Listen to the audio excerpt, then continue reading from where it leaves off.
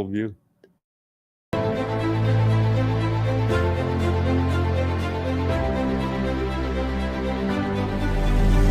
Touchdown, West Philly! A chance for the Chargers, and they score! In the front, Fuzzy again!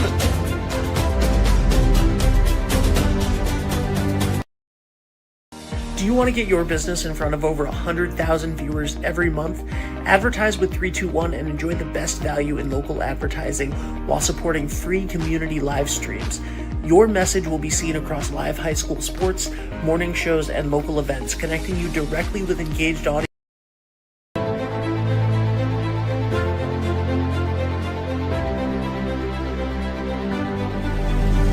Touchdown, West Philly!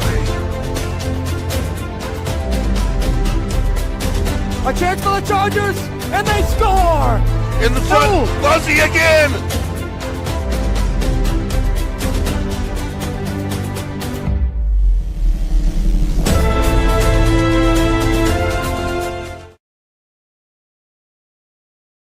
Good afternoon and welcome to Fiore Calls Game here on 321 Media. I am Andrew Fiore. I've got my co-hosts Kyle Reel and Brandon Kahn joining us momentarily, but we have a very special guest here today, our first ever in-studio guest, Dennis Long, the general manager and pitching coach for the Mystic Schooners. Dennis, how are you today? Hey, Andrew. Great to be here. Honored I'm the first in-studio guest. That's great. Yeah, it's been a long time coming. It's been a long time since I've seen you. Right. I was your broadcaster for 2 years, as those of you who know me know.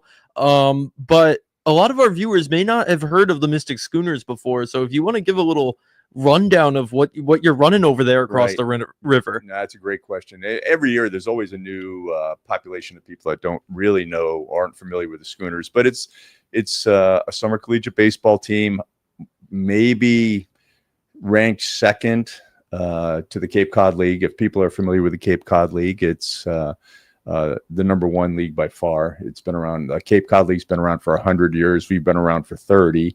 We're the New England Collegiate Baseball League, and the Schooners have been playing since 2011. We are in our 13th season. COVID, we didn't play that year. But we get some of the best college players coming around. As you know, some of the best college talent that come into the community for 8-9 weeks every summer. We play in a 13-team league, traveling all the way from Martha's Vineyard through Newport, Narragansett area, and all the way up to Montpelier. So the league it's the best baseball you can probably find in this area, short of the Yard Goats in Hartford. I've loved it. It's been, labor of love for me. It's not even a chore to do it. So I've been at it. We're getting ready for another year. The players will be coming in town in another week. So the season kicks off June 3rd, and then we're off and running. Yeah, it's truly an awesome league. If you haven't been down there, 3 teams in this region, Wakefield, Rhode Island, and Newport, Rhode Island, the other hosts. But the Schooners have made a lot of changes in the last few years. Returning to Fitch, the original home last season, how awesome has that been? It was. We took a crack in 2023 to play at Dodge Stadium, thinking Dodge Stadium would be a draw for us to play in a former minor league ballpark. And we played 22 and 23 seasons there. It was okay. It wasn't what we had expected. And we said, why don't we get back to where our roots were, which was the Mystic area. So Fitch High School was our home since 2011. And we came back last year, and it almost took that summer to kind of get people to realize we were back in town. This year it's been much easier. The word's been really more energizing to me.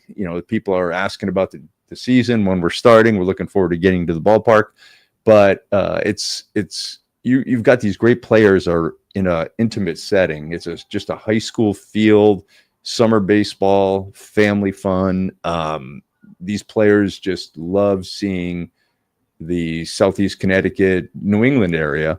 It's an experience that you'd have to just see and have to be around it a few times just to really appreciate it. And these players come from all across the country, like Right. you've mentioned. Some big schools. You were just telling me you got a kid from Right. Auburn coming Yeah, up. we have. We've had them from all over. In the beginning, in 2011, when I first came on board, we weren't really a known quantity, so a lot of these teams didn't know who we were. Newport was an established program. The Gulls have been great for all over 20, almost all 30 of the years of the league. We were coming on new in 2011. People didn't really know us. Then we started providing a good product for these players. These players would go to Mystic, play with us, and then they would say, wow, coach, any guys next year send them to Mystic. It's a great experience. The baseball is great. The community is great.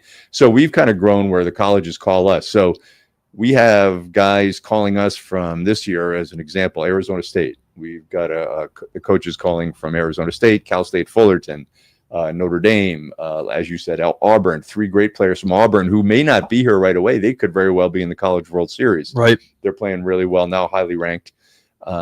Virginia Tech, another great program. And of course, UConn, URI, we always got a representation from the locals. Bryant, Yale has Jack Oman, who is, as of last week, he was leading the nation in ERA. Just a great talent, and he's coming to Mystic. So Wow. we'll have some talented guys. Yeah, it's fun, and we get them from all over. And most of these guys haven't really been to the Northeast. Baseball's a Southern and a Western type, especially amateur and college ball. The South and the West are where all the ball players come from, and so most of these kids haven't been to New England to play ball, and they come up here. And they, absolutely love it. Which this is amazing here, especially with the beaches where we are. I always tell them, like, hang around for a winter, then tell me how you feel. Especially after this winter, it's so cold. But for the summer, you can't ask for a better spot to play some baseball. And the feeling at the end of every summer is, we'll miss these guys, but we know that we've done some good things, and we keep the relationships with a lot of these guys. We have 2 guys in the major leagues right now. Jake Myers, center fielder with the Astros, played for us in 2015.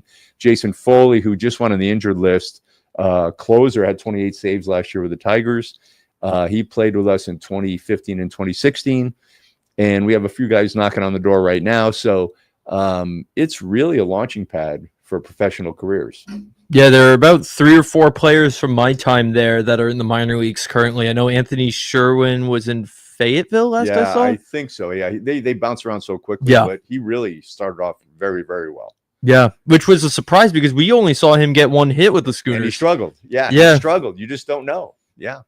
There was a kid named Tucker Flint who was a Hendricken product. Really? Who struggled with us. I think he was a Gatorade Player of the Year about 4 or 5 years ago.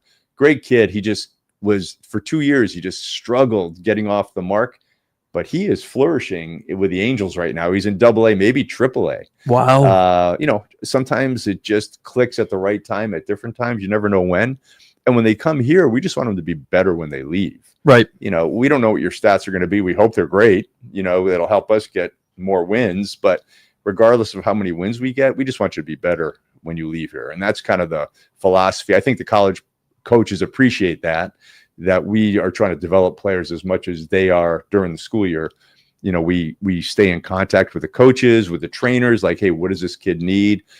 How many innings can he pitch? How many at-bats does he have? Does he have an injury? We'll put him with our PT guys here locally. So we really try to keep open communication with these schools because, they're valuable commodities to the schools. Now with NIL, who knows? Guys are even more valuable. So, we try to take care of the players, and I think college coaches know that. So to go back to your first question about getting players, coaches call us more than we have to call them now. With every passing year, we get the calls sometimes right at the end of the previous summer for next summer.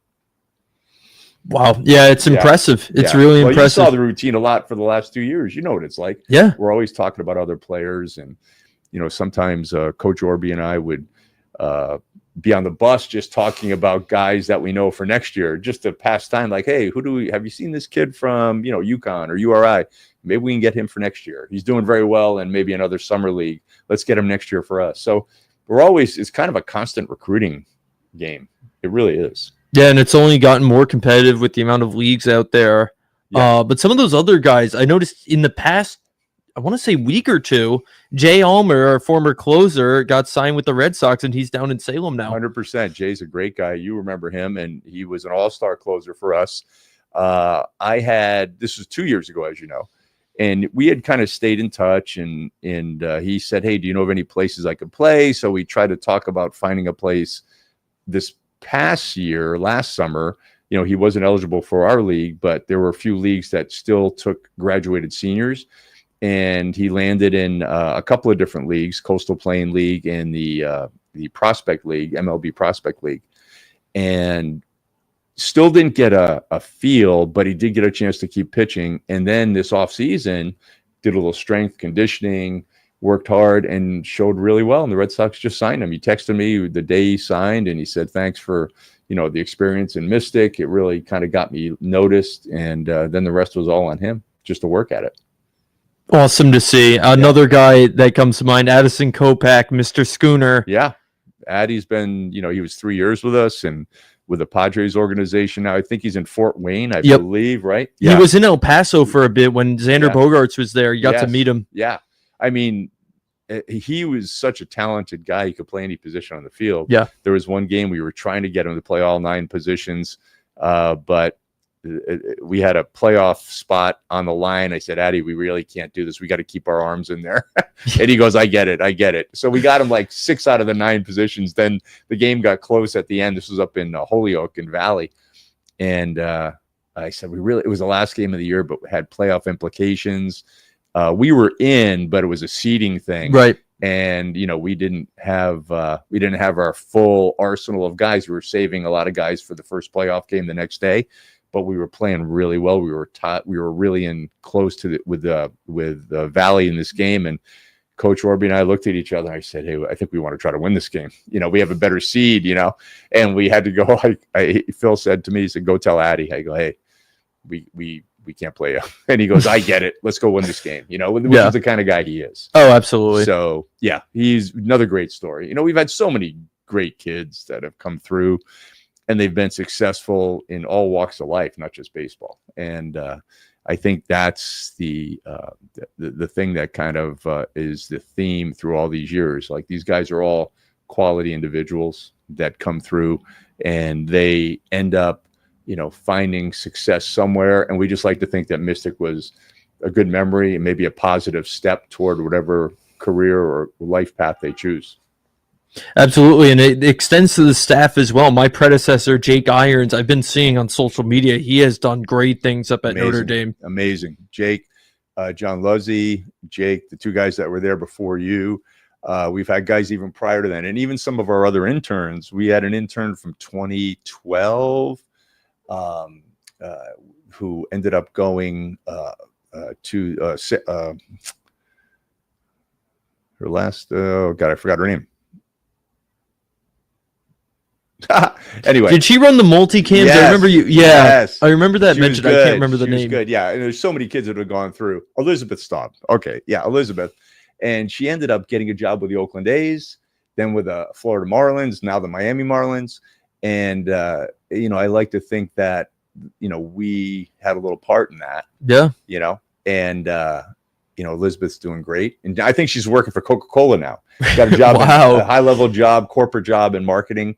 But those interns tend to get their careers launched pretty well, including you, Andrew. You'll be doing the next when you're doing the Red Sox in a few years. You can look back and say Mystic was the springboard. I appreciate that. I helped you pick out a good successor from my time there. Johnny Blair is going to be joining the squad. Looking forward to having John. Yeah. He is, you can tell he's just got the feel for it. He's all positive. We're going to get him on board here. We're going to have some preseason, orientation, I guess you might say. He won't really need a lot, but just to see the field, the press box, get used to the facility. Yeah. I think that's always important, but we're looking forward to having him, the URI pipeline. I love it. Yeah. I love it. Speaking of URI pipeline, I have to bring up Anthony DePino. Yeah. He has been tearing up the nation with his stats. He's got to land on an All-American team, I think, somewhere. I would think, first, second, third, honorable mention, something. He's got to get recognized for the year he's had. He, again, 2 years with us, just an amazing guy. as much as an amazing hitter and fielder. I think his fielding is underrated. I do too. He was a great third baseman, as you know. For us, he made great plays. We always felt like with him defensively, we were in a stronger position in every game.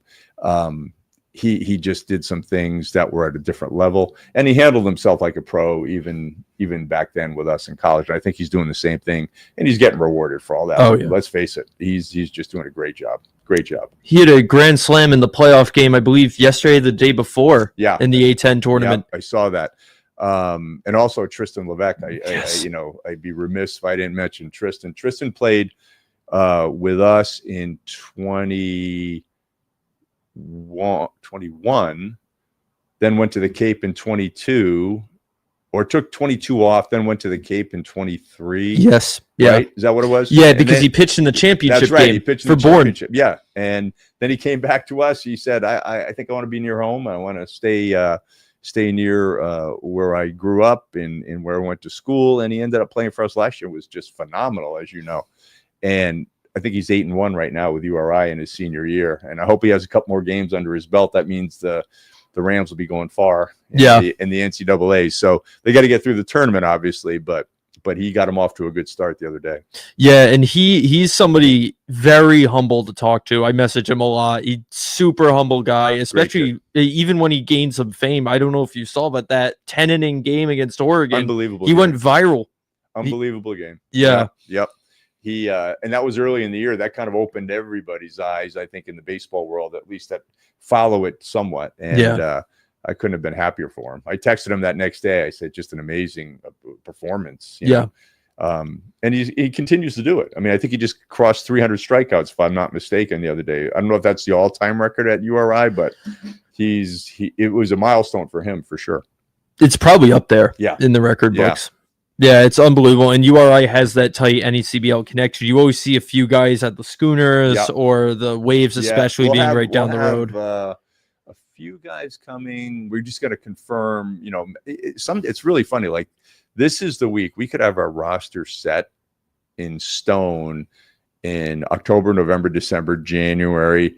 And then all of a sudden little injuries come up, like as the season starts kicking off January, February, March, then the spring, April hits, and some guys are starting to feel like we can see the innings for pitchers creep up, and all of a sudden tournament time this week, this is when we literally have a couple of catchers. Coach Orby just texted me today. We got a couple of guys that might be worn out, and so we have to hunt for 2 more catchers again. So the roster really it's dynamic, it's fluid, and it's really changing rapidly right now. So we could have a different lineup as we're speaking here today. We could have a different lineup by 5 or 6 guys. And something that struck me too was how much the lineup changes throughout the year. Yes. You have a totally different unit on June 3rd than you do on July 28th. I mean, so many things come into play here now, Andrew, right? You got the tournament going deep. So some guys need a little break right after they finish school. They go to a tournament. Let's say they go to the Super Regional. Let's say they go to the College World Series. That's going to take you to July 4th. Right. The Super Regional will take you to the end of June. And then pair that with the transfer portal. And, you remember a few guys we've had, but John Modugno, remember Big John? Yes. He was a great pitcher. He transferred and went to Indiana. Mm-hmm. Then he transferred to Rutgers. He came to us as a Rutgers pitcher. Right. When your first year. And I remember talking to him in the middle of the summer. He's pitching really well. Big hard thrower, as you remember. Real good prospect. And out of nowhere, he just said, hey, I've got to go, look at Stetson. I'm in the transfer portal. Like, they just pop into the portal so quickly. Yes. And so he went to Stetson. Good news is he was accepted at Stetson. The bad news for us is they told him to shut down for the summer. Right. So we were without a good power arm. So we had to recruit and look for another pitcher mid-season. So, I mean, that's just one quick example, but there are others. The transfer portal really causes a little bit of change as the season goes on. And I don't know if there's any way to really stop it right now. I mean, these players have opportunities that were never there 5 years ago. And, you can't fault them for wanting to find a place where they can get more playing time. Absolutely. Especially a school like Stetson, which is another factory. Another feeder, good feeder for us too. Yeah. Yeah. Yep. Coach Trimper from Stetson was Coach Orby's roommate at Really? Eastern Connecticut State. Yeah. Yeah. So there's a real good relationship there. We've had that forever. And each year, Jonathan Gonzalez, I don't know if you were there the year Jonathan was here. It might have been the first year at Dodd. I don't remember the name, Great so it was pitcher. probably the year before Well, me. look him up. He's got amazing stats. He's the top pitcher at Stetson, probably All-American status. ERA is maybe even in the top 10 in the country. It's really amazing. Yeah. And then, of course, Landon Moran. Landon, again, great. Had a good year. Still playing, I think, now. It's just great to meet these kids. Another kid there's Landon, grew up in Florida. He said, I've never been to the Northeast, and he just loved it up here. So, yeah, all good stories. Yeah. All really good. And I heard Cheeky De La Cruz had a big game in the Ace Sun tournament yesterday. Did he really? I did not see that. I saw it on his own story. Yeah. I guess he had 2 big hits. I didn't see what they were, but good for him. He took a bit with us. He struggled for a while. He was a really heartwarming story, though. Well, it's great. There's a great story for all those kids that ever might be listening or parents. Here's a guy who didn't play much at Stetson, came to us. He was talented, and Coach Trimper talked to Coach Orby and said, "Hey, this guy is talented. I just didn't have any opportunities to play him."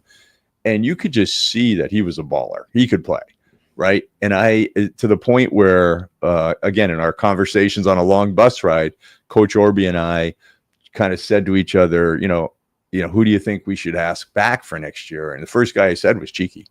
I said, we should get him back. He'd be a good core guy, just energy, speed, pesky, can play a few positions, outfield, infield. We ended up having him. Then he's got another opportunity. So he's not going to come up, as it turns out. Gotcha. But, he was like, those are the kind of guys you look for. The stats don't really, they help to get a guy noticed, but we really we do a pretty good vetting with coaches and scouts about certain players. There are a lot of guys that statistically, they won't look great. If you looked at their name, if you saw a name on our roster, went and looked at their college spring, it might be mediocre at best, but some of these guys will flourish. Oh yeah. Max Hogg last year. Oh yeah. Right. George Washington. Right. I remember looking at his numbers, and innings pitched was somewhere around 28. Strikeouts were around 28, but walks were around 28, which is like a red flag most of the time. Yeah. And he came here, and you could just see the potential in him right away. And I think he just got a little confidence boost, and he was an all-star pitcher, all-league pitcher for us, as you know. Was like you could almost count on it when he came in every time. Yeah. But so it's hard. And just like college recruiting, it's not an exact science. Yeah. I've seen a lot of college coaches that said, boy, I missed on this kid. When they see him play with us, like, oh, we were recruiting him. We missed on him. He's great. Oh, yeah. So nobody knows for sure. You just hope that you get the right kind of kid that wants to work at it. Right. And doesn't want to just come here and treat it like just vacation. I mean, these guys work hard. As you know, they're working out every day. They're taking care of their bodies. They're eating well, sleeping well.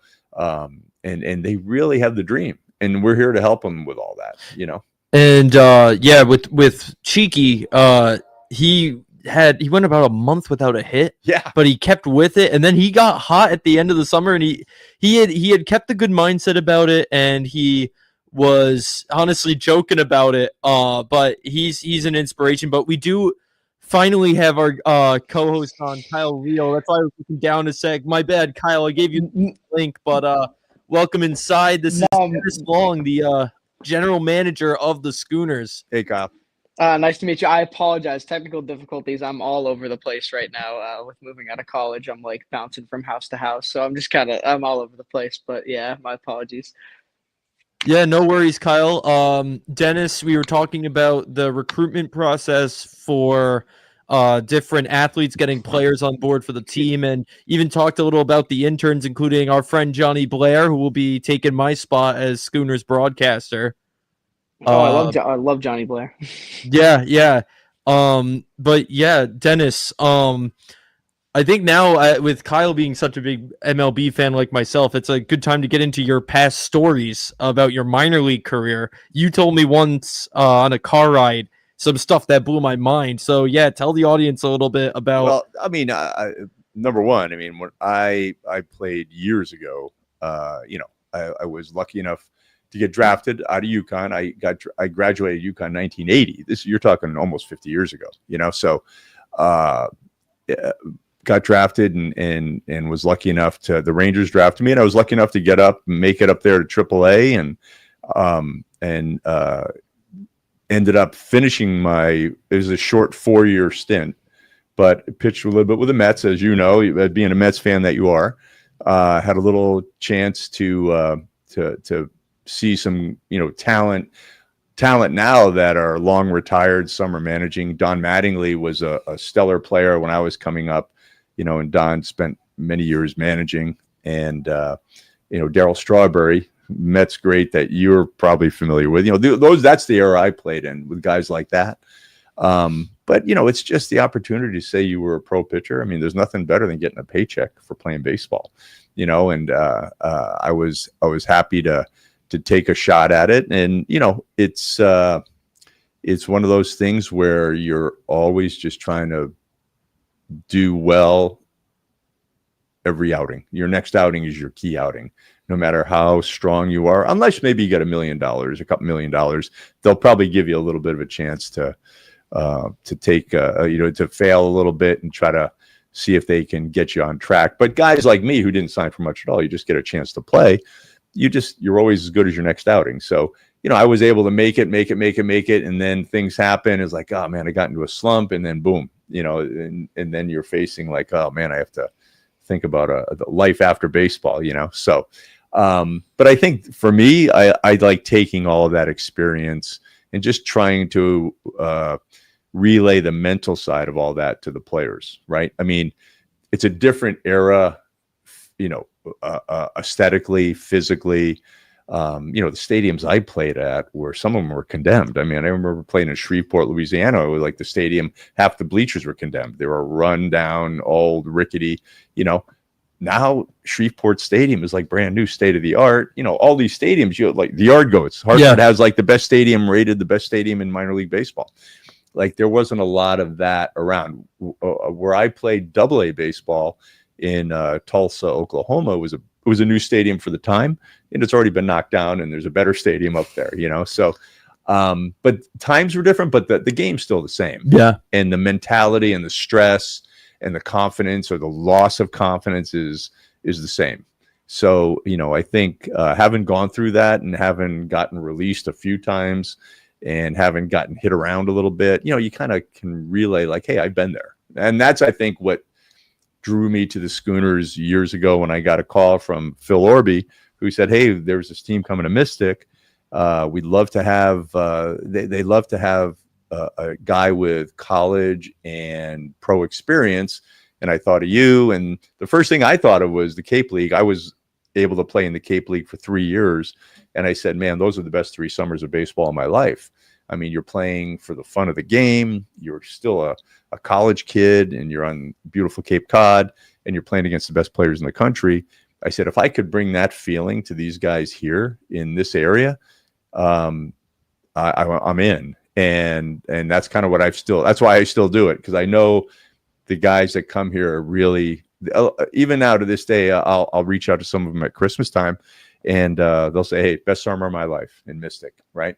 So that's the feeling I had about Cape Cod, and I was hopefully my goal was to bring that feeling to these guys here. So yeah, the pro ball was great, a great experience, but I think what it does, it gave me a chance to tell guys like, hey, number one, there's a life after baseball, but don't give up on your dream too soon. There's stuff still there for you to do, and don't let, a bad outing or a bad season or a bad summer stop you.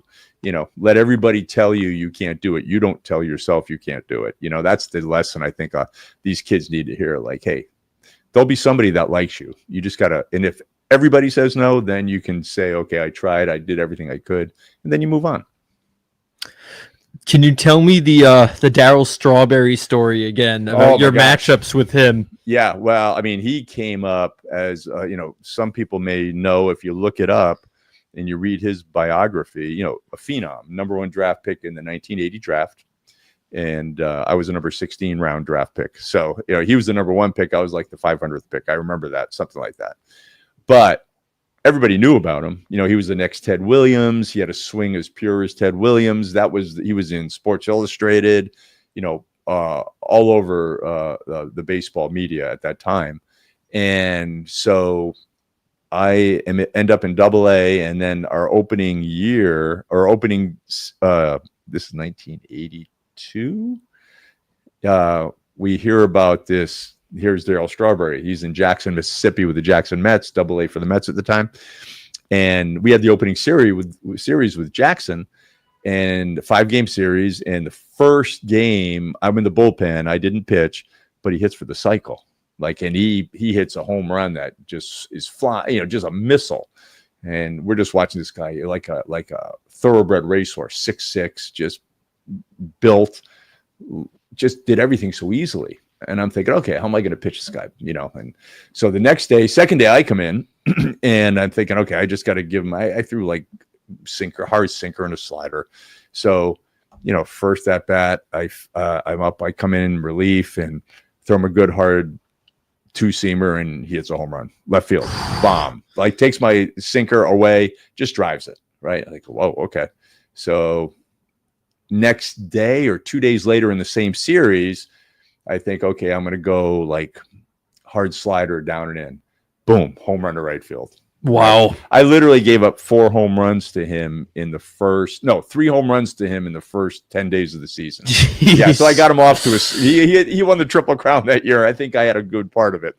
So he was on fire. I mean, he had like 40 home runs. I was the only guy who was hitting home runs off of, you know, on our team or any other team. But, you know, I threw every pitch I knew how to throw, and he was just struggling. So I kind of said, maybe I just got to challenge him more, you know, like any pitcher. So through the course of the summer, you know, that was April. So May, we're playing him all the time, May, June, July, August, and the season ends in September. So like I find a little spot in his swing, and I'm getting him, striking him out. I'm popping him up, mostly hard fastballs up, trying to beat him with a high fastball.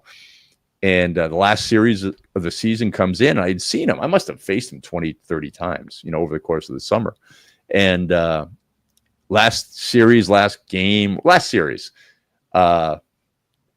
thinking he's got to be looking for a high fastball. Yeah. So I'm just going to give him a little slider in. Boom, home run. And he hits a home run so hard it breaks a limb off a tree in right field. Oh, and my literally, gosh. he went into these pine trees, and I see these branches just falling, and he's smiling at me like I knew you were going to do that, you know. And the next day, I saw him in batting practice, and he goes, "Long, I knew you were going to do that. I was ready," you know. And I laughed. I said, "Man, I thought I had you." He goes, "Nah, I was ready." And because I had felt really good about it. I said, I know I was overthinking. Yeah. You know, I should have just stayed with what was working, which is a lesson I pass on to these guys. Whatever's working, use it, you know. But I thought I was going to outsmart him, and he just teed off. So just such a good talent. I mean, yeah. amazing. And the power he had, you know, some of the longest home runs I've ever seen. So yeah, that's a true story. That's a true story. That's my Darryl Strawberry episode. Something you'd see in a baseball movie. And Kyle, feel free to jump in here. So the other day I went to a Worcester Red Sox game. Sorry again, Andrew. I know how upset it makes you that we took your team. I know how upset it makes you that we took your team, but I was just kind of thinking about it because I think about it often, like the mindset of being a minor league baseball player, especially as a pitcher, like how kind of, I don't know, the mental ups and downs you must go throughout a season, or, you know, when you're bouncing around a lot. Obviously, you're in plenty of different places across the country. You might not be, you know, you might not know where you are really. Like you said, there's a lot of different stadiums that are really run down. Like, how do you keep a positive mindset and kind of keep pushing forward? Or how, you know, what kind of advice would you give to those young players who, you know, they might be struggling, kind of not living, you know, the way that they want to, and maybe not playing the way that they want to? Yeah, I think everybody wants to get there as fast as they can, right, to the big leagues. Yeah, everybody has belief in themselves, and minor leagues tend to chip away at your confidence all the way up the ladder. And, you know, I could even take that to college, to high school, to Babe Ruth, to Legion ball, you know, travel ball.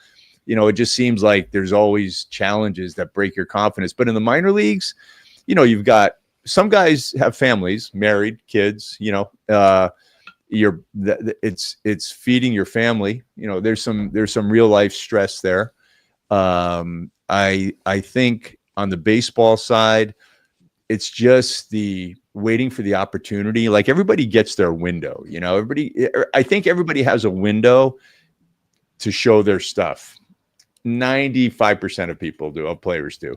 You have a chance to show something, and do you know you're in your window at that time? That's the tricky part. You don't know.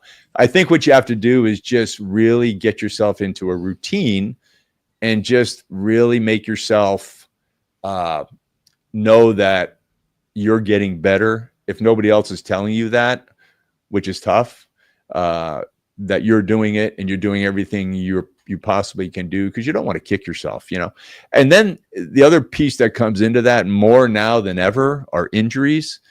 Some of you guys that are young now, you're all going to these gyms and get your workouts. And, I think there's a good and bad with that. Like, I think with the Schooners guys, some of those guys, I'm almost trying to talk them out of going to the gym. I say, maybe you want to just focus on your baseball right now and let your off season be the time to get bigger and stronger. Because I do think there's a piece of getting stronger that takes away from your energy level as a pitcher or as a hitter. You get tired, you physically get tired. So I think pro guys tend to work really hard. They have all the latest and greatest technology and training devices, but I think they get hurt. And once you get hurt, that's a mental challenge that's unlike any workout you'll do physically. It just wears you out. Just texted a former pitcher of ours today. I just saw he had elbow surgery. He's on the DL. He was in AAA with the Washington Nationals. Tyler Schaff pitched for Bryant, and he pitched for us in 2019 and 2019, I believe. Just an all-star, great pitcher. AAA, knocking on the door. Through some games in big league camp. Wow. And I just saw, and I texted him today, said, hey, how you doing? I just saw you went on the injured list. Because I know it's going to be a mental challenge. And you try to keep the positive mindset. But, over time, months go by and you're still not touching a ball. You're just rehabbing. And you wonder if you're going to get back. It's tough. It's tough. And you wonder if the team believes in you. Are you going to start in AAA? Or are they going to work you back to low A again and work your way back up? It plays with your mind. It plays with your mind. And I think the best thing a player can do is try to think about, what they're doing at that moment, at whatever level, whatever field, whatever game they're in, and just try to do the best you can do. And be good to your teammates. I mean, it's corny, but you got to be a good teammate and just be good to other people too, because it usually comes back in a positive way to you. So that's kind of a long answer for a good question. And everybody writes their own story, I guess, is the best way to say it. And, what might work for me might not work for Andrew, or it just takes, you have to accept who you are and how you handle stuff, but always think that, hey, I'm going forward. I'm trying to move forward. Not easy to do at any level, but for pro guys, when they see their baseball mortality in front of them and an injury comes and they're closing in on 30 years old, I think I tell most of the guys that come through the Schooners that if they do get signed, I think you have to dedicate your 20s to pro ball. If you sign a contract, you get drafted, you're pretty much dedicating your 20s to being a pro ball player, big league ball player. I think you owe it to yourself. If you get released at 25, you'll know, then they'll make the decision for you. But if you're still lingering and hanging on and you're still a AA, AAA player, you're 26, 27, you're in that in-between time where, like, should I get a job? Should I really get a job and work? I love baseball. I'm still feeling good. I always just say, give yourself 30 years old and then make a decision, and then you still got plenty of years to work in the real world, but you don't want to sell yourself short on your dream. I think everybody has that dream. Sometimes the teams will tell you and force you to make that life change. I did. I was 25 and it's like, okay, I have to get a real job. But I think if you did everything you could, whenever that end is, and everybody faces it somewhere, you all face the end somewhere, whether it's high school JV, you get cut, or 25-year major leaguer and your career's over, you face the end. So it's how you face the end. I think that's the key. And I think if you prepare yourself as a minor leaguer the right way, you can handle whatever happens, big leagues or getting released. You can move on from it. It's hard to do. It's hard to do. What was that time like for you between ending your minor league career and then starting up the Schooners and getting back into baseball? Well, for me, I worked. There was a long time between the end of my career and the Schooners, but what I ended up doing is doing pitching lessons. I got into the pitching lesson business. I worked in the business world. I had a real job. I got a job. I worked at Electric Boat for a while, right out of the minor leagues, and then I got a job in banking, and all the while I was starting to give lessons to kids of coworkers. That's how it started. Yeah, I'll help them, and I enjoyed it. And then it got to like a small business where I was getting a trickle of people on the weekends, and then it grew over those years in the 90s and early 2000s, where I was pumping out I was pumping out 80 lessons a week, like 40 hours a week of lessons plus working a job.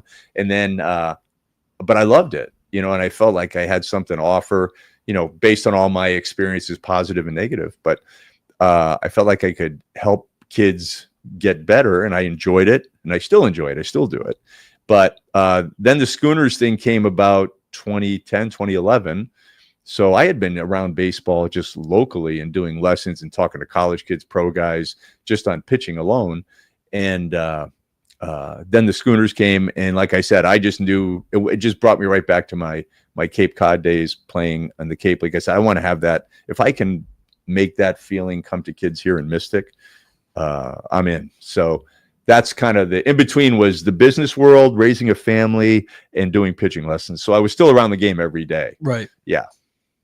And before we head to break here, I do want to ask you about your famous roommate in the minor leagues. Oh, Billy Bean. Yeah. Billy was a roommate, teammate in AA. That 1982, I had gotten released from the Rangers, and I was hunting around for another organization to play for. And my mentor, a guy by the name of Bob Schaefer, who is probably the most knowledgeable baseball guy I've ever met. He was a local high school coach here back in the 60s and 70s at Ledyard High School. Then he got a job in the Cape, and I played for him in Cape Cod for Hyannis. And then we did so well with our Hyannis team. I think we have the 2 years that he managed there in Hyannis when I was there, they're still the best 2 records in the history of the Cape League. Wow. Yeah. And so he got a job. George Steinbrenner reached out to him and said, hey, come work for the Yankees. So he made his way up through the minor leagues through the Yankees, ended up being in the Mets organization, managing at Tidewater in AAA in the 80s, then the 90s. He ended up being a first base coach for the Royals when Bo Jackson was there. So, and then a bench coach for Joe Torre with the Dodgers. Just one of those guys that's forgotten more baseball than we'll all know, Yeah. So yeah, he was my guy. And yeah, it was him managing in Jackson, and I asked him, "Hey, I need a job?" And he said, "Hey, you're healthy?" I said, "Yeah, I feel good." And he goes, we have an opening. Come to Jackson." So I didn't have to call an agent. I just said I called Bob Schaefer myself, and I got with the Mets, and there was Billy Bean, Kevin Mitchell. If you remember Kevin Mitchell. Oh, yeah. He was there at the time. Roger McDowell was on that team. Magic Loogie. Yeah, right. Those are some of the guys on that team. And so Billy, like one of the nicest guys, like when we played against Jackson, when I was in Tulsa, we always called Billy Bean the nicest guy in the league because he would talk. We'd be in the bullpen in left field. Billy be a left fielder. We'd be out there, and he'd talk with us through every at bat. It was like he was mic'd up, and we talked, and he'd laugh and he'd smile, and he was just so talented. But I think he was always beating himself up because he wasn't hitting like he thought he could. Kind of which is depicted in the movie if you watch Moneyball. Yeah. They show how he started his career and he was very frustrated with his play. Like one of those guys that could do anything he wanted to athletically, but super brilliant guy baseball wise. You could tell he was smart, just knew the game in and out. And yeah, really good guy to play with, and just a fun experience in my past to know that I had a chance to meet with him and talk to him and play with him. Yeah. No, that's an awesome story, Kyle. I don't know if you have any thoughts before the break here. No, because the question I was going to ask is probably I assume the answer is going to end up being longer than like going to break because it was a bigger question. So no worries, you can just hit the break first. We'll put a pin in that, and we'll be right back with more from Schooners General Manager Dennis Long here on Fiore Calls Game, brought to you by CC O'Brien. Stay with us, folks. Experience local excellence with Roof Right Roofing in Charlestown, Rhode Island. With over 40 years of unmatched expertise, Roof Right specializes in architectural shingles and holds the prestigious title of GAF Master Elite Installers. Known for their commitment to the community and support for local initiatives, Roof Right is your trusted partner for all of your home's roofing needs. Call today for a free estimate at 401-212-4140. Hi, this is Dan from Lathrop Insurance. In this challenging insurance environment, Lathrop Insurance can be your beacon in the storm to help you find the coverage you need at the right price. Now, more than ever, you need a partner in the insurance industry that can work with multiple carriers to make sure you have the right coverage at the right price. Lathrop Insurance carries home, auto, and business insurance and can be reached at 401-596-2525. We've been supporting the local community since 1939, and we look forward to working with you. What's going on, everybody? It's Patrick down here at the Wireless Zone at Dunn's Corners at 224 Post Road, and everybody down here is getting the brand new iPhone 16. We have it here in stock. The best part is right now, if you trade in your old phone, you get it for free. We got deals all weekend, awesome savings. Come on down and see us, 224 Post Road, Dunn's Corners, Verizon Wireless Zone. We'll see you soon. D&V Mechanical specializes in the installation, maintenance, and servicing of Mitsubishi ductless mini-split heat pump systems. We are certified by Mitsubishi as Diamond Elite Contractors and factory trained and up to date on the proper procedure of the installation and service of Mitsubishi ductless heating and air conditioning ductless heat pumps.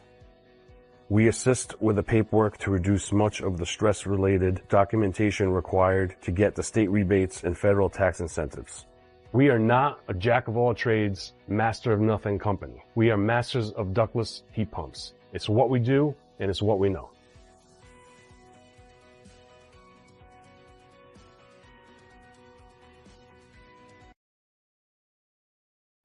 Welcome back here to Fiore Calls Game. Andrew Fiore here with Dennis Long, the general manager of the Schooners, and Kyle Reel, our co-host, with you here. Again, we are sponsored by CC O'Brien's Pub in downtown Pawcatuck, one of the best burger joints in this area, so go check out CC O'Brien's. Kyle, you had a question right before the break. I think he's frozen, actually.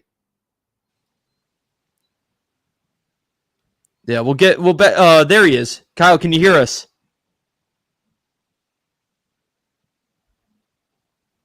Not sure what's going on there. My reception is terrible. Yeah, no worries, man. Yeah, so the question I was going to ask, when it comes to like recruiting and scouting, so obviously, just on the answer you gave me before, baseball is a game that can kind of break you down mentally. But when it comes to recruiting and scouting, besides just the skills that obviously, you look for in a good baseball player, what are some things like in their mental makeup or what they do outside of, the field or outside of the batting cage that you look for and think like this guy's, got something? I think a lot of it, it's a great question. And whether it's us recruiting a summer kid or a pro scout recruiting a college kid looking, we get pro scouts at our games every day. Or is it a college looking at a high school kid? The basics of being a good teammate are always there. I think work ethic. There's this phrase we kind of joke about. It's called false hustle. Like, you don't want to be that guy that like is looking a little too stressed, like he's trying to do everything so perfectly. You need somebody who's comfortable in his own skin. He's always he's talking to other people. He's asking questions. He's not thinking that, what he does is the only way. I think that's a kiss of death for anybody. I think when the Schooners guys come to Mystic and the first day we talk to them and I say, look, if you're not asking questions, you're not getting better. And you can tell the guys that ask the questions and you can tell the guys that don't ask. and it's pretty much proportional to their projected success past college. And I think scouts look at that too. They see guys who are interactive with their teammates, with their coaches. I think you need to be a good communicator. Talent will take you so far, but look at, I mean, the Cape League and the New England Collegiate League, there's so much talent. You've got to have that intangible, which is, a good mindset, good emotional intelligence. You've got to talk, you've got to communicate, you've got to be positive. You've got to talk to the kids that come asking for your autograph. You can't blow them off. You've got to talk to the parents that are coming by to say hello or good game or hang in there next time, and you can't storm off. I mean, scouts see that stuff. They hang around, they come early, they hang late, they watch them as they walk off the field after a game. It's really, you want to just be a good person. Like, be a good person, do good things. We already know if a scout's watching you, they already know you're good. We know you're good. We just want to see if you're worth spending money on, and will you be good? Will you represent our organization as well as yourself well? So it's the intangibles at any level. I mean, I've seen a college scout looking at a high school kid just fold his folding chair up and say, "I've seen enough." The guy was bad mouthing his teammate after he made an error in the middle of a game. Simple stuff like that.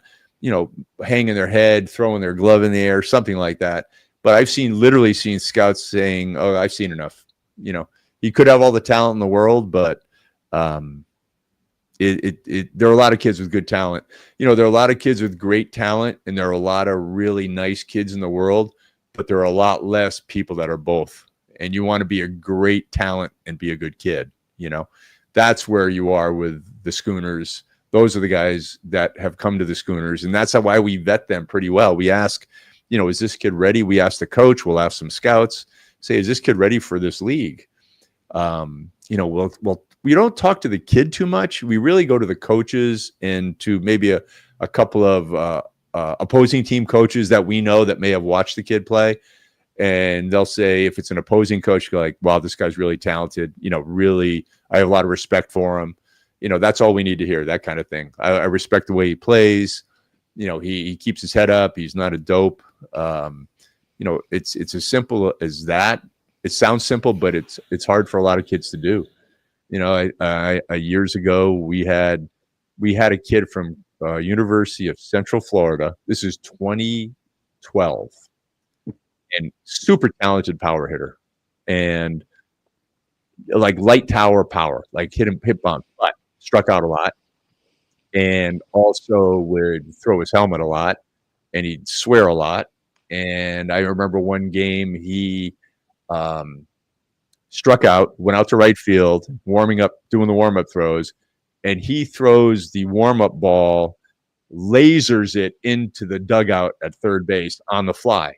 Like, what are you doing? You're going to kill somebody. But to his credit, he came and said, I got to stop playing. And we actually covered for him a little bit. We told his Central Florida coaches that, he's got a bum ankle. And he just stayed up here, didn't play anymore. He just stayed for another week and just had to unwind. He goes, "Dennis, I'm in a bad place right now." I said, "All right." He goes, "I can't play anymore." I go, "Okay, I got it." Because I don't want to tell my coach. He said, "Just relax here for a week." So things like that. There's a story. It looked ugly. The kid was actually very intelligent, realized what was going on, and we kind of tried to help him. So we've had other kids, and these are all the negatives. There are a lot more positives, but the negatives stand out. We had one pitcher years ago who showed up, Coach Orby, as he came out to the mound to make a pitching change, literally just dropped the ball on the ground. As he came, Coach Orby came out, and that was the last game he ever played for us. And we just said, "Hey, you might be a good player, but you got to go home. You're not ready for this league." And his college coach apologized, called the next day. And as a matter of fact, his mother called, and I thought she was going to be, "Oh, my son, oh, what's going?" She said, "Thank you." You go, he doesn't have that kind of father figure in his life or whatever. He needs help. He needs help with that. because I know what you did, and thank you for standing up to what you thought. So there's so many backstories of some of these kids. So that's why it's important for these scouts to really do their due diligence. And when you're investing maybe $1 million in a high round pick, the kid's got to be a good kid, and he's got to be like just off the charts on mental makeup, and positivity. It's tricky. It's tricky, and we're real patient with all these guys, but we do have a couple of zero tolerance things. We have guys with host. We can't abuse the host family curfew. If a family has a curfew, hey, we like all the players to be any friends out of the house by midnight. And we have guys that are hanging around 12:30, 1 o'clock watching a movie, crashing on the couch. We get wind of that. That guy's going home. The host families are the lifeblood of our team. And most every host family loves the experience. There have been a couple where it wasn't a good fit, and we got the kid out of there. So. But that just goes. Those are stories that go back to scouts. Like, yeah, how they ask, how is he with his host family? How is this kid with his host family? A scout will come up to us, and we tell them yes or no. Most of it's always good, but there's those few, and scouts watch that stuff. That's important stuff, for sure. Yeah, and I mean, I know you guys have been looking for host families recently. Can you make a pitch for why somebody should consider it? I would love to make a pitch. If anybody, I'm so sorry. You're good, Kyle. If the host families are they mean so much to us, and over the years we've had so many, and we started in 2012 with a roster of 30 players. And we had to get local families. Usually it's families with maybe a little leaguer or a 13-year-old, great role models. Like, these guys are such good mentors. Big brothers for 8 weeks, right? And now the roster's 40. So it's great. We have more talent coming, but as a general manager, it's like, oh my goodness, where am I going to find these host families? So each year there's a turnover. Some families stay 2 or 3 years, and they say, you know what, we're going to go travel this year, or our kids are older now, which is fine. I totally understand it. This year, we still are in need of maybe 5 more host families. If anybody who's out there, it's really easy lifting. I mean, it's not heavy lifting at all. The guys are dedicated to the game. They sleep, they get up, they work out. We have memberships at the YMCA in Mystic Westerly. They can work out. They get their lunch on their own. They fend for themselves with their food, and then they go to the game, and then they come home and rinse and repeat. It's the next day the same thing. On an off day, they'll probably go to the beach, play some golf, or see do some sightseeing, go to the aquarium. Most of them go to the beach, work out, go to the beach on those off days. But if anybody would like to get the experience of meeting some of these guys that are just wonderful human beings that are very giving and just want to be a part of our community, please reach out to me. Reach out to me at dlong@mysticbaseball.org. I would love to just talk to you about it, but it's really an experience that every host family, even the host families that had a couple of like guys who, these guys aren't right, the host family still stayed with it. We love hosting guys. This guy just didn't fit in I get it. That's rare, very rare. Most of them just love their players, and still maintain contact after 10 years, 12 years. It's really a relationship, and something that it's a lifelong memory. And I think if you have room in your house, they just need access to the laundry, maybe a little room in the fridge to store some protein shakes and food, and a bed. So I'd be grateful for anybody who had some interest. Please reach out and just get really the baseball experience of a lifetime. And I'll say, go ahead, Kyle. Oh, I just want to hop in because I actually have like a story slash relation to that. So one of my good friends growing up, we have the Worcester Bravehearts here in Worcester, and one of my good friends growing up, they were their house was a host family, and I remember when I was like 7, 8, 9 years old, like those guys, like you said, I did look up to them. I was like, wow, we got some baseball players. Like they live with my best friend, and I used to stay over his house all the time, and I'm pretty sure a couple of those kids, like I don't know if you Andrew, you might know them. You know Dustin Harris. Vaguely Um, familiar. yeah, Yeah. he's a prospect. Yeah, Yeah. he stayed with my friend's host family, and I remember watching the Stanley Cup Finals with them. We used to Oh play yeah. floor hockey. Like it was cool. They felt like big brothers in a way, and I always thought that was such a cool thing that that my friend's family would do that. And it just like it reminds me, of everything that you were just saying. Like it is a really cool experience for younger people, especially if you have like those young kids in the house or whatever. They might be baseball fans, sports fans, or whatever. It is a really cool thing. It really is. There were some stories.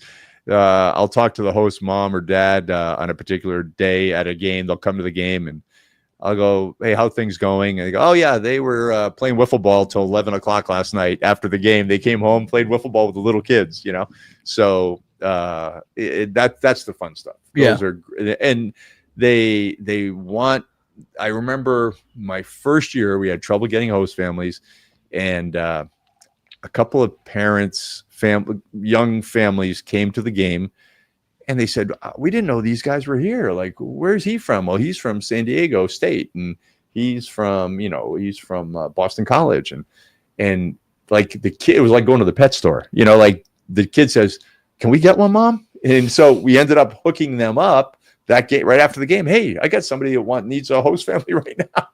And we hooked them up, and that relationship still goes on 13 years later. Like, best of friends. Yeah.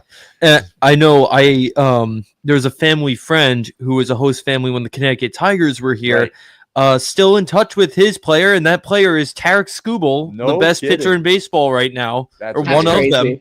And they'll fly him out. They'll get him to games. So, hey, you could hit the lottery, folks, down the line. I actually had another question that goes back kind of more to the baseball side, but I'm a big football guy, and I've done like some scouting work where I watch, the things to look for in that. And I was just wondering, because I'm not, I like baseball, but I'm not as into, the nuances of what you look for. Like, what does a film study look like in baseball, or what are the, the traits that you're looking for when you're scouting baseball players, depending on position, whether it's pitcher, outfield, shortstop. Obviously, there's certain things that everybody is looking for, but kind of, what are the things you look for when you watch film or go to a game? Yeah, great question. Talking about the film, I mean, showcases are kind of the trend these days, right? I mean, college coaches kind of like to go to these showcases where you get all the technology, whether it's TrackMan data, which is, velocity, launch angle, for hitters, exit velocity for hitters, pitch velocity, spin rates, and things like that. There's so much technology, plus being videoed. Like, we have to video every pitch of every game, as you know, Andrew, right? We have cameras around every field, 6 cameras around every field. This is aside from the broadcast that record every pitch, every play from every angle, and that has to be uploaded every night to the Major League Scouting Bureau for their review, and they use that video and data, coinciding data, to do their scouting. I guess they look at the numbers now first, then they come watch the kid. The old school days used to be they hunt around for a kid, then they say, okay, let's follow him, put some radar on him. Now they look for the numbers, the guys who have the crazy off the charts spin rate, or you see a video of the kid and they go, I just saw this kid hit a bomb on video at Worcester or whatever it might be. Then they'll come to scout him. So showcases are a way to bring all these talented kids to whatever venue it might be. There's showcases everywhere, but East Cobb, Georgia comes to mind. Myrtle Beach is another one. They're all over, but warm weather states tend to have these hundreds of player type showcases where players are divided into teams, and college coaches say, I'm bringing my lawn chair and I'm going to sit in the middle of a 5-field complex and watch talented high school kids. Or if it's a college coach, pro coach, they'll have to have private tryouts. Maybe they'll bring a lot of these guys with good numbers on the video and on the data analysis. They'll have private tryouts, certainly right before the draft. Scouts will say, hey, we want to invite so-and-so from your team. They'll maybe bring 20 kids to just give them a final look through. It's not a guarantee they're going to get drafted, but they've always been on their radar through the video and the data analysis. But yeah, it's mostly the numbers more than the video, I think, is what they're looking at now. I think football, you want to see how they play. You want to see them in game I love action. how all that sounds, because I'm big into just scouting. I love watching talent, whatever it has to do with it. Well, you're hired. Come on down. Let me know. I'm looking for something. So yeah, no, but that kind of the most valuable people on our team right now, aside from our broadcasters, Andrew, are as you know, Jared. We had Jared, who is our data analytics guy. Those are the most valuable guys on every team. They really are the guys who do the analytics. Kyle's got experience doing that with football, the scouting work. So I mean, So like when it comes to the filming stuff, how you're mentioning, like all that stuff that I would film, it would get uploaded. So guys, if they're going to transfer, that they can show what the stuff that they've done. And it's kind of, I know how at least in baseball, it makes sense that you go off the numbers first and then go look. But I think a lot of times football is a little bit opposite. You kind of look at the film and then go look at what they've done, because sometimes box scores cannot actually show. But baseball is one of those things you got to go, and I mean the numbers mean a lot, especially exit, launch velocity, so everything like that. Numbers mean a lot in baseball scouting, obviously. I think so, and just think if you're watching a Red Sox game, and you're watching the view from the center field camera, and you see this ball curve from the center field camera, or you just see a good fastball swing and miss. It looks good, but it could very well be 89, 90. Where, scouts are looking, maybe I want to see like 95, we're looking for 95. Oh, it looks really fast. Well, it's 89, 90. So I think that's where the numbers help on certainly on the pitching side. You need to see the velocities. The scouts do anyway. If you're looking at a college kid, like, and wow, so guy had criteria. There's probably like a criteria of things that you're looking for. Here's what I was told. This is what I was told. If you're a right-handed pitcher, this is from a college coach a few years ago, said, we're looking, this is a small D1 coach. And he said, we're looking for a right-handed pitcher that can be 92-ish, right? 90 to 92. A lefty can be 86 to 89. Because lefties are at a premium, not as many of them out there, so those are like criteria, like you said, Kyle, like that's kind of what they use at the small D1. If you're talking Vanderbilt, UConn, the Power 5 schools, they're looking 95 on these right-handed prospects. Doesn't guarantee they're going to be great when they get to college, but those are the guys that kind of get in the door. I think in my pitching lesson life, where I'm still working with a lot of kids, it's hard to just convince kids to stay with their mechanics and their fundamentals and let their body kind of mature naturally instead of forcing the velocity. That's where the injuries come. But it's hard. It's hard when you have a kid who wants to be a D1 pitcher and maybe his velocity is a tick below 90 when he should be 90 to 92, and he's really pushing through it. So, that's what my pitching lesson life is like, trying to convince guys to stay the course and trust yourself and don't hurt yourself. But when they go to these showcases, if you're not, I actually told a kid one time, I said, hey, when you get that last pitch at your showcase, just throw it as hard as you can and even hit the backstop. And this particular kid literally did that. And his last pitch that hit the backstop, he just let it fly, didn't even think about where it was going. He hit 90, and he had 4 college coaches give him their business cards right after that. Like, yeah, you got a great arm. He didn't throw a strike with it. He literally hit the backstop. Because I made a joke of it, and he came back to me that next week, said, I literally did hit the backstop. And I had 4 coaches come to me with their business cards right after. Wow. That, just because he hit 90. Yeah. Didn't throw a strike with it, but he hit 90, and those are the realities of what it's come to now. It's tricky. Like, the analytics is so important, but I think as a pitching coach, you see these guys with big numbers that are trying to throw harder even in the summer. Then when the game comes, and you walk out to the mound and they have the deer in the headlights look like what just happened out there. I said, how about throwing your changeup? How about throwing a slider right here? And sometimes with some of these kids, I'll literally map out the next 3 or 4 pitches. I go, look, save yourself the stress. We're just going to go fastball in, fastball out, fastball in, fastball out. Or how about we just go slider, fastball, slider, fastball.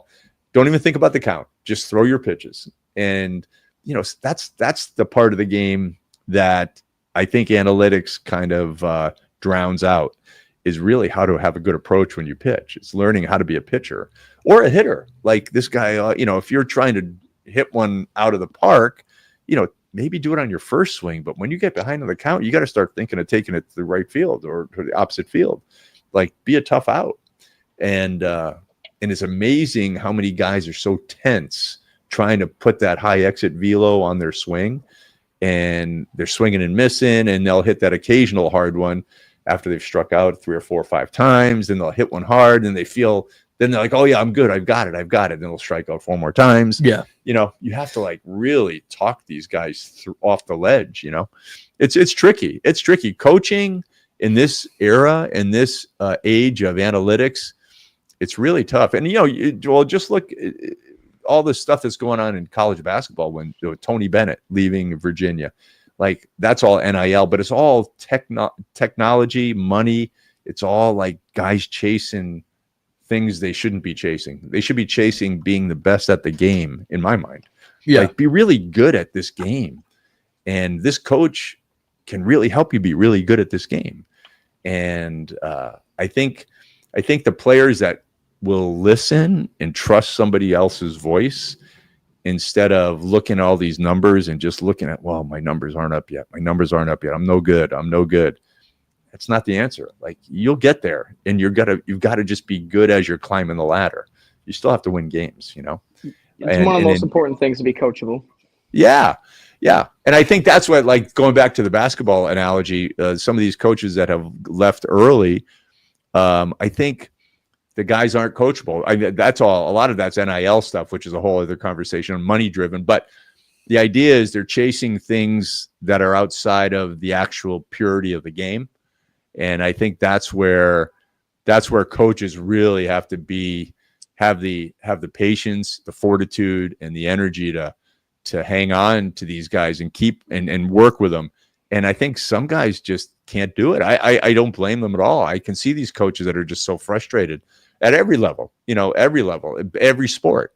Yeah, it happens. Yep. One guy that comes to mind with this whole conversation in terms of his mentality is Jack Goodman, who we were talking about off the air a little bit. Played the last 2 seasons at Mystic. He's currently playing for Northeastern.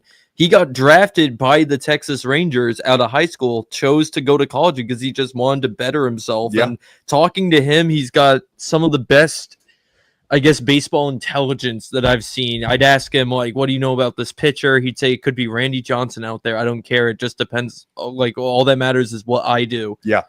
Yep. And he had the right mentality. He's killing it at Northeastern right now. Having a great year. Yeah, I went up to go see him play UConn. And he had a great game there. And you know what? Funny enough, he was talking with Jude Abadessa, who started for UConn, and Matt Brinker, who had a phenomenal game on his birthday. Yeah. What were they talking about? Their host family. Really? From back in the day. Yeah. Isn't that great? But Jack would always just, like, he'd hit a home run in BP and be annoyed because he's like, I'm trying to focus on getting the barrel of the bat, timing correct, like things like that. Yeah. And he's one of those guys that seemed very coachable, and I think he's going to have his name called this June. I do too. And he's a throwback guy. He's just a throwback to really polishing his craft, working on his craft all the time. And, the numbers never really talked about exit velos or anything like that. Pitcher's velocity, nothing like that. He was just trying to figure out how he can get a hit off this guy. What pitches does he have? What can I eliminate? Like watching him watch a pitcher warm up between innings and noticing that this guy's not throwing a good curve. He goes, I'm going to eliminate that. That's not working this inning. He's not going to throw that. So he'll sit and wait for more fastballs. You know what I mean? And it's not, that's how you approach it. Like, you watch every movement of your opposition. You study the game. He's a throwback, and I love him. Goody was great. And a quick but just think of it. Drafted out of high school, went to Pepperdine. Yes. And didn't like it. It didn't work for him. Pepperdine didn't work for him. And came back home and to the Boston area and went to Northeastern. He's flourishing, but you just don't know. It's an inexact science, right? This whole recruiting process, you don't know. You just keep moving forward and trying to find the best spot for yourself. If he wanted the success and the fame, he would have just taken that with Texas. And I asked him about it. He said, I wanted to get better. Yeah. That was his reason for going to college. He wanted to just get better. Right. Oh, he's draftable. He'll be a draft. Yeah. He's got all the tools. Yep. And he's got the makeup too. Really good kid. Yep. Absolutely. Now, I want to ask about the travel. What are some of your best travel stories, and what goes into that, planning these trips to Montpelier and Sanford and Martha's Vineyard? Well, on the GM side, yeah, I'll talk GM right now. Transportation is our biggest hurdle, like financially. It's the biggest line item in our budget, and we have been fortunate enough to have so many generous businesses that sponsor us and help and donate, and private donations that come in that help us get the money set aside to pay these bills. It's like one of those things that every off season on the GM side, I'm always thinking about that. Like, where are we gonna? What's the bill going to look like this year? Gas prices are going up. Everything, it doesn't get cheaper, and we're always analyzing and trying to figure out how we're going to get through next year. And we do, and we manage to put it together every year. The actual physical travel, we've had, I think every team who travels has had a story or two. We've had buses break down, as you know, Montpelier ride in the middle of July, and no air conditioning. Yep. And we've had to transfer buses once or twice over the years. We've had to take a school bus once or twice because the bus company didn't have a bus ready to go, was broken down. So we had to take a bus. And then there's the famous vineyard trip where we take school buses to Woods Hole, then take the ferry. And then we came back late night on that boat, the Patriot boat. Fishing boat. Yeah. The steamship authority is not running at 10:30 at night. So we take this fishing boat that's flying. You could water ski off the back of it in the middle of the night with nothing but the horizon lights. It's like a little disconcerting, but we do it all the time. And then that particular game, we had to call our bus company, who forgot to send a coach to pick us up in Woods Hole, and they had to call a partner company of theirs in just north of the Cape. And so we had to wait and it was just crazy. We're waiting, like we have no bus at midnight. We still have 2.5 hours to get home. Oh my gosh. So, there's stories all over the place, but we are fortunate, the people at Joshua's Limousine have been great with us, and we can't thank them enough. They've been so good and very accommodating. So, but there's always something. It's just machines break, people get tired, things happen. So it's just part of it. They're good memories, right? Those are stories you'll have forever. Now, we haven't even really talked about like the team competition wise. We talked about the players' development, but the Schooners hold, I believe this is still true, the longest active playoff streak in the NECBL. I think right now we do. I think we have been in the playoffs every year since 2013, which is the longest running streak right now. We're proud of that. And this year, the league is going to North and South only, not 3 divisions, just for your information, Andrew. Wow. Yeah. So we're going to take top 4 teams in each division. Yeah. And then, you do the seeding from there. So our division in the South is a 7-team division. Who's in it? We've got Vineyard, Newport, Ocean State, us, Danbury, I'd imagine. Danbury, right? And Bristol. Yeah. And I believe Holyoke Valley. So that's 7. Yeah. So so the top 4 teams in each division will make the playoffs. So that's always a fun goal to get over. I'll tell you what, our first year, my first year here, and Coach Orby's first year here, we set a record for futility. We were 9-33. Wow. Yeah. I think the record for losses prior to that was 9-34. And I think we kind of pulled a Bull Durham and forced the rain out that last game. And we said we're not going to tie the record for futility. We have to get something out of our first year. So I think we did a like a little pseudo rain out on our field and said, it's raining here, we can't play. We had guys going home. I said, and so that's a true story. So every year that we get our 10th win, we almost make a little toast to ourselves. Like, okay, we're not going to be 9-33 this year, And to be honest, we've had great years. We won I think our best winning year was 29-13 or something like that. My first year was one of the it was top 3 in program history, I think. Yeah. That was yes, that's right. We had a good year that year. I think we had 27 wins that year. Yeah. 29 is the best. Yeah, we've put together, we actually, maybe it's not still in place, but we've had in the last 10 years the best winning percentage of any team in the league. So may have gotten nudged up by Newport or Vineyard or something because they're playing very hot right now. We're still good, but they've been like lights out. Newport, such a good program. Back-to-back champions. Back-to-back champs. They have great talent. They have a great program. Their coaches are great teachers of the game. And, as you know, the atmosphere there is tremendous. And sometimes I think sometimes our guys like going to Newport just for the atmosphere. It's just a fun place to play. And Martha's Vineyard also gets great talent. And going there is always a fun night. So, but we're proud of our record. We're very consistent. And I think on the coaching side, our coaching staff, we've kind of been together for a while. So some of these teams, like coaches use it as a stepping stone for their career. We don't, we're here we're going to be here. I'm not looking to go coach anywhere else now. Right. Coach Orby's not looking to move on. So I think colleges know what they're going to get when they send a guy to Mystic. You're going to get the same coaches every year that learn the game. The guys we sent to the Mystic last year got better. I want to send my best guys to you this year, so that's been a plus for us. And I think it gives us the consistency to have a very competitive team every year. Yeah. And I mean, I've got to ask, do you like this North-South thing better? I do. The last time, we haven't done that since 2016. And the last time we did that, we won the whole thing. So we're hoping that's a good omen. When I told Coach Orby that, I go, hey, the last time that happened, we were the champs. So maybe it'll be good for us. Yeah, and I'm sure fewer trips up to North Shore isn't a bad North thing. Shore will not. That'll just be a once this summer. That's always that tricky drive to Lynn, Mass. Yeah, it's just traffic stuff. Yeah, yep.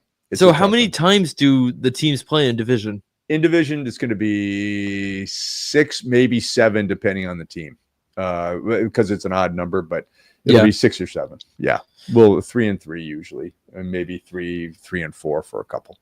Gotcha. Yeah. And are there any teams that you've noticed made a jump or any early favorites? Can't tell. I will say this. It looks like, just based on the winter meetings and talking to some some GMs, I'm happy that I think North Adams, who has had a little bit of a lull up in the Western Mass, I think they're going to have a good team, a good roster of talent. And I think the ideal summer is for everybody to be kind of around 500, because that makes for great baseball. Like, we've had a few years where a couple of teams were like just in a funk and they just had a terrible summer. And then it showed in the way they played, and, guys would leave early and then it would be just a tough atmosphere to play in. I think the ideal, like our division, our Southern division, I mean, between Ocean State, us, Vineyard, Newport, and now you're bringing Bristol and Danbury, who always have been in the hunt for championships, and Valley. It's a tough division. Yeah. And we've had some knockdown dragouts with Newport and Ocean State and Vineyard, especially in the last few years. So, it's great baseball. It's really good baseball. And I think that's why, if this league can get that parity on every team, it's just such a good summer of baseball. It really is. I'm excited. I'm definitely going to go to some games. Kyle, do you have any last thoughts or questions here? No, I don't. But you know, if you're looking for a scout or anything, let me know. There you go. We need that. Uh, Yeah. No, thanks. And it's true, Kyle. If you're in that analytics world, you've got yourself a future somewhere. Yeah, hopefully. But thank you for the time. The answers were really insightful. I love hearing about the, you know, the kind of the insides of baseball because it's something I follow a lot, but I've never, you know, I didn't play baseball growing up. I played football, I played hockey, so I know a little bit more about what kind of goes into being a player for those. But, you know, hearing about this from a baseball perspective is really cool. Well, that's great. My pleasure. It was great meeting you. Yeah, absolutely. Well, Dennis, it's been a pleasure. I really am going to miss it. You know, I've been thinking about that. It's going to be, you know. Remember hearing your voice all those games, especially at Ocean State where you're right next to the dugout. Oh my God. Jack had to tell me to quiet down from the batter's box. You're like, Fiore. I know. Too loud. Well, that's actually how I got the show's name. I used to end all the broadcasts with whoever got the last out. Usually Jay Ulmer calls game, and I was like, why not Fiore calls game? Nice. So that's how we got the name here. I will never forget those summers. Well, Some we of the best appreciate. times. We're so happy, and the old story of Andrew Fiore in 2016 on your birthday. Yes. And we knew Andrew when he threw out the first pitch as what, 12-year-old, 11-year-old? It was my 13th birthday. It was the year you guys won it all, 2016. 2016. In my Cespedes shirt, and I got to see the booth, which I ended up calling games in. I remember that. And then, so that means if we have the 2-team division, we definitely have to get you to throw your first pitch out on your birthday. We're going to take all of the superstition we can. I'll be at Citi Field on my birthday, but I plan on being there multiple times whenever I can. That's a good backstory. We're going to make that happen. Oh, I'd love that. I'd love that. But thank you, Dennis, again. My pleasure. Folks, if you have an extra spot in your home, consider getting a player. Consider being a host family. The memories with these guys, I mean, I will never forget the bus rides with those players. They're really awesome guys. Consider coming down to a Schooners game. It's really a great time, and it's a great thing. And I'll throw one last thought. Go ahead. Free admission. This year, we are doing free admission to every Schooners game. Wow. We want people to come. Wow. Yeah. Please come. And even if it's free admission, come for an inning, and you can go home if you're not happy, and you won't lose any money. Wow. That's huge. No, we're excited about it. Yeah. I'll definitely be taking advantage of that, coming to see Johnny and Christian Scanlon and all the guys. All your guys. Yeah. Can't wait. But thank you again, Dennis, for coming on. My pleasure. Thank you again to CC O'Brien's for sponsoring this show. Thank you, Kyle. And that'll do it for Fiore Calls Game. We should have future guests coming up. Stay tuned on the socials for that. But that's going to do it for today. Thank you for watching. Experience local excellence with Roof Right Roofing in Charlestown, Rhode Island.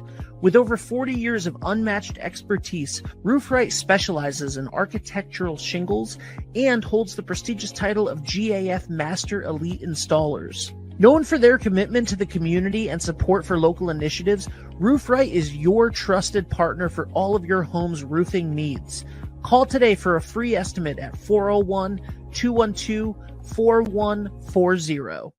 Hi, this is Dan from Lathrop Insurance. In this challenging insurance environment, Lathrop Insurance can be your beacon in the storm to help you find the coverage you need at the right price. Now, more than ever, you need a partner in the insurance industry that can work with multiple carriers to make sure you have the right coverage at the right price. Lathrop Insurance carries home, auto, and business insurance and can be reached at 401-596-2525. We've been supporting the local community since 1939, and we look forward to working with you.